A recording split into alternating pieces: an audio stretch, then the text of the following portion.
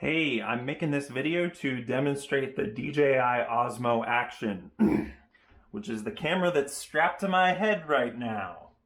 I just bought it. I'm sort of making this for my family, just because I'm excited about the fact that I'm going to be able to easily film random stuff now and put it on YouTube, but also for anybody on the internet that's interested in buying this model of camera. I am literally just going to drag and drop the file onto YouTube with no audio boost, no video stabilization, no color correction, no nothing. Right now I'm filming in 60 frames per second, 1080p. Let me actually double check that because I wrote that into the script that I was, yes, I am. It really is 1080. It kept my settings from last time, so that's good, with no stabilization and no HDR. Most everything else is set to auto. There's like an auto feature for the exposure and things.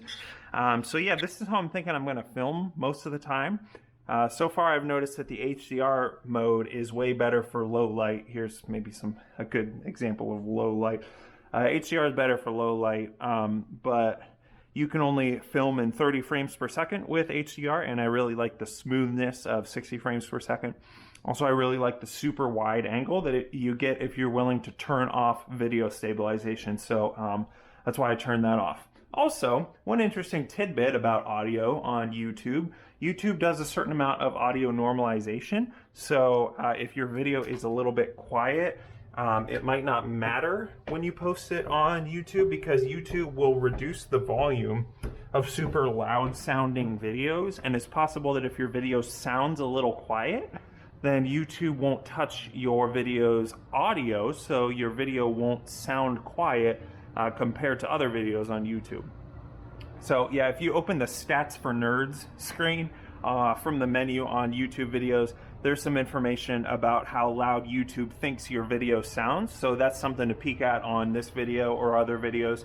Hopefully the audio sounds decent when I upload this. I currently have the skeleton shell thingy on my camera that allows me to mount it to my head, and I'm hoping that that shell doesn't block the mics in a way that makes it sound bad. I listened to many demos of the audio of this camera on YouTube, the DJI Osmo on YouTube, and I was really impressed with the sound. So that's part of why I bought this camera. I wanted to buy a camera like this also because I keep finding myself in situations where I really wish I had a camera other than the one attached to my phone.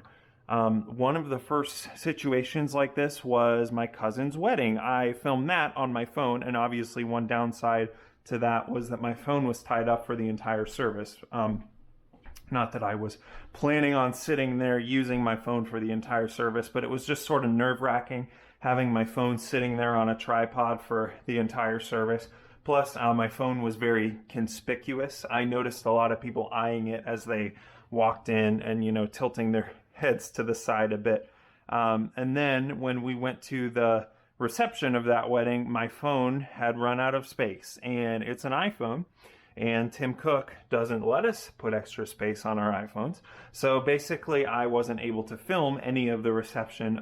Plus, doing that, you know, filming that totally killed my battery, which could deal with using, I could have dealt with that using a charger or a battery bank, but it's just extra inconvenient when it's your phone battery that you're gambling with, since, you know, in the modern era, you don't really want to be walking around with a totally dead phone. So that was really annoying. Then later on, I ended up filming my brother's wedding, and I did this with my phone as well. So situation number two, I got smart this time and made sure my phone had plenty of space available. But I forgot that I had a weekly silent alarm set, and as soon as it went off halfway through the wedding, my phone immediately stopped filming and just sat there vibrating in the tripod for like 10 minutes. It was a weird situation where it was a teeny tiny outdoor COVID wedding. So myself and most of the other onlookers were watching from our cars in order to be socially distant and limit the gathering size to whatever it was back then. I think it was 20 people, 10 people, I forget. But anyways, I couldn't jump out of my car and just restart the filming. I remember sitting there and being like 50% sure that I could hear my phone vibrating out the window 25 feet away from my car and being like, oh shoot, that stupid alarm is going off, isn't it? So I definitely couldn't jump out of my car because, again, this was like April 2020 and we all felt sort of scandalous gathering like that anyways. Like, I really didn't want to make the pastor or the photographer look like they were, participating in some big gathering that was against the rules and possibly get them in trouble. So I didn't want to jump out of the car and be running around and fooling with the camera and all that. But it ended up being okay because we had some other cameras rolling from different angles. But my camera that I had set up, this phone that I'm actually holding right now, had the best angle. So it was a real bummer that I couldn't use that angle for the majority of the ceremony. And then situation number 3, I think it was last weekend or maybe the weekend before, my mom and I went to this festival in Akron called Porch Rocker, where all these bands and musicians set up in people's front yards, and you can walk around and listen to all these bands and their food trucks and people selling stuff, and there's so many people, and it's crazy. I just really wanted to film it because it was such a crazy time, but I didn't want to tie up my phone here, and I could have easily just kept the camera rolling for like 6 hours. Seriously, it probably would have been at least semi-interesting to watch, and many of the bands would have probably been thrilled to have some footage of themselves playing on YouTube and have some idea of how they sounded and what it was like to be in the crowd.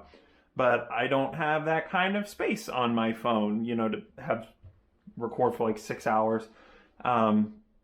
Plus all that heat, it was like 85 degrees that day, would have totally destroyed what's left of my almost 5-year-old phone's battery, plus destroyed the battery of the big honking battery case that I keep on my geriatric phone. And that's assuming my phone didn't just shut down from all the heat, because my phone was like getting really hot that day, like just from looking at like the schedule of all the bands and stuff.